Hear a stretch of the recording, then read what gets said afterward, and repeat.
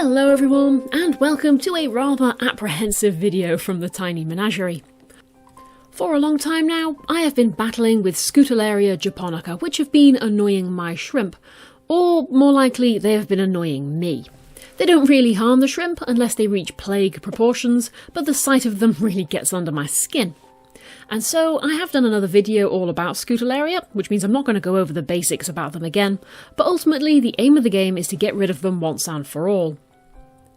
Now, there are a few different methods to combat Scutariella, one being the use of a general pesticide or dewormer such as fenbendazole, but that will kill pretty much everything that is in the tank, including the scutes. Fenbendazole is harmless to shrimp, but as its active ingredient is used in dog dewormer, that does have its own major issue, which is purchasing it when you don't have a dog that you can get a prescription for.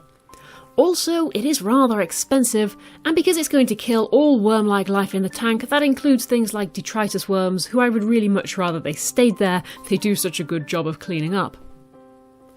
And another method which I have been using up until now is to dip individual shrimp in little saltwater baths in order to remove the adult Scutariella, and then try to remove all of the molt that the shrimp produce, as this is where the scutes lay their eggs. This way you probably won't be able to get rid of every single Scutariella that's in the tank, but you keep on top of it enough that it's not a bother. And here though is where I have got a problem. This tank has had low numbers of Scutariella in it for ages now, months in fact, and they haven't been a problem at all apart from the odd population increase, which I've just combated by dipping a few more shrimp. But now the shrimp in the tank have decided to synchronise their breeding, and so there has been a massive explosion in shrimplet numbers, which is fantastic for me. I love seeing lots of little shrimplets in there, but it's also fantastic for the scutes as they suddenly have many more hosts that they can take advantage of. And it's now reached the point where, while every single surface seems to have a shrimplet on it, every single shrimplet appears to have a Scutariella on it. And so we are once again at risk of the population of Scutariella reaching plague proportions, in which case they will become more than an annoyance for the shrimp. Now obviously I can't be catching puny little shrimplets like this with nets in order to dip them in a salt bath. They're simply too fragile to handle that kind of treatment. And so, instead of taking the shrimps to the salt, it is time to turn that around and bring the salt to the shrimps. And so I'm going to perform a tank-wide salt treatment.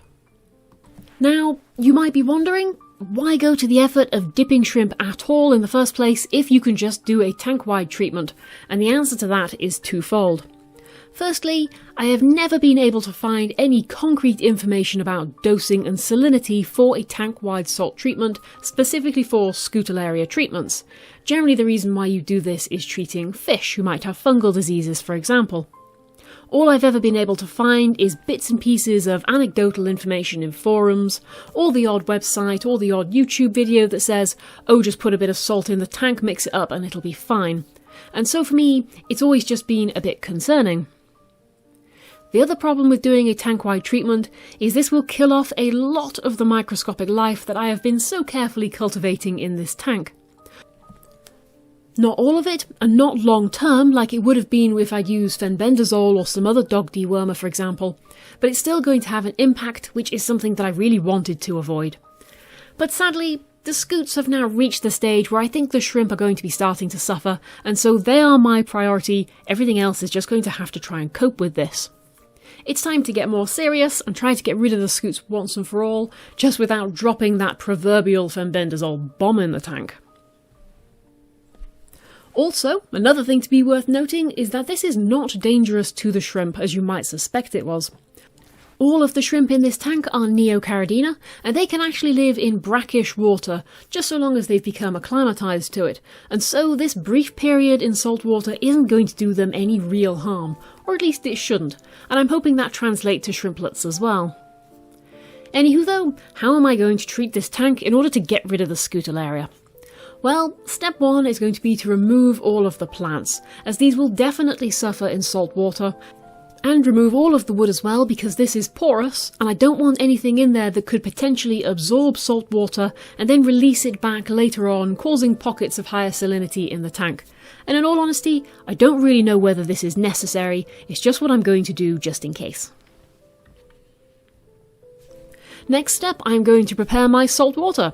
This is relatively simple because my tank is only really small, and so I'm only going to be mixing up about 2 litres of salt water, and I'm going to do so by adding 35 grams of salt to each litre of tap water, so it's going to be 70 grams of salt altogether. Obviously, if you're doing this as well and you're doing a bigger tank, you will need to vary this amount according to your tank size, as you'll see a little bit later on.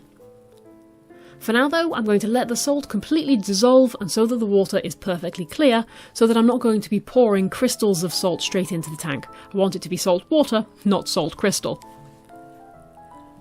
Step 3, I'm going to reduce the level of water in the tank down to about 1 centimetre, not including the substrate. This is deep enough for even the fattest of my female shrimps to be relatively comfortable, and it's fairly easy for me to measure, and it means I won't have to add an awful lot of salt water in the next step.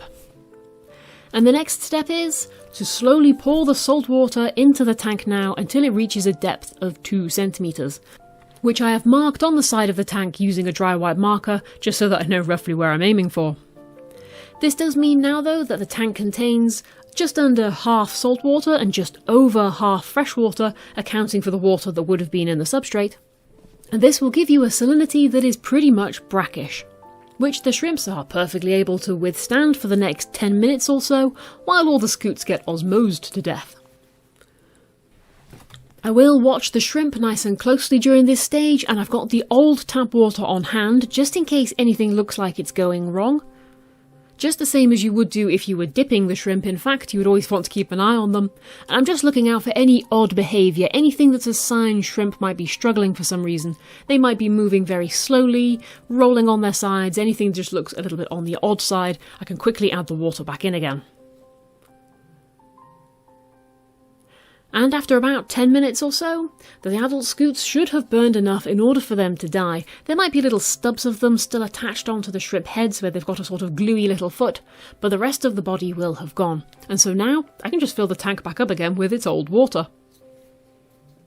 And last but not least, when it reaches about halfway through, I'll replace all the wood and plants or anything else that I fancy putting in there, just to make life that little bit easier before I fill it up with water back up to the top. Now, this will obviously leave the tank fractionally saline after I've added its 25 litres back into it, which is negligible to all of the plants and the shrimp who are in the tank. In fact, having very slightly saline water will inhibit the growth of the Scutariella in the future, without being any concern at all for the shrimps or the plants. And ultimately, the aim of this is to wipe the Scutariella out. But that was a little while ago now, and here we are 3 weeks later. All the shrimp are still doing absolutely fine. I did have the odd casualty afterwards. Just a couple of the shrimplets died, but I suspect that was more due to stress, or probably even being taken out of the tank along with the moss, rather than the salt treatment, otherwise I'd expect a lot more of them to have died. There are still some stubs of scoots, like on this adult male's face, but I'm confident these aren't spreading, and this male was actually one of the ones who was the worst affected before the treatment, and he is looking very much better now. Another thing is, I have not managed to keep up at all with removing adult molts. I've just been too busy recently, and so I'm going to have to repeat this treatment probably in about another week or so, just to kill off any emerging Scutariella before they have the opportunity to breed. Ultimately though, this was 100 times easier than trying to catch and dip individual shrimp, and certainly with shrimplets that was never going to be a possibility anyway. By doing this tank-wide treatment, not only have I not used as much salt as I would have done with so much dipping, it's also taken me less time, and I think it's been much less stressful for the shrimps as well. During the treatment they showed no sign of distress at all. And so going forward, even if the scoots do start showing themselves again, I am just going to do tank-wide salt treatments rather than individual dips. And all I'll do to make sure that I'm keeping an eye on the salinity is between each salt treatment I will make sure I've done at least 2 50% water changes, and also I do have a salinity meter for a marine tank so I can keep an eye on the salinity anyway, and if it looks like it's starting to creep up, I'll just do a nice big water change in order to bring it back down again. Anywho though, I hope you've enjoyed this little video all about doing a tank-wide salty Scutariella treatment. Happy fish keeping everyone, and I will see you again soon. Bye bye!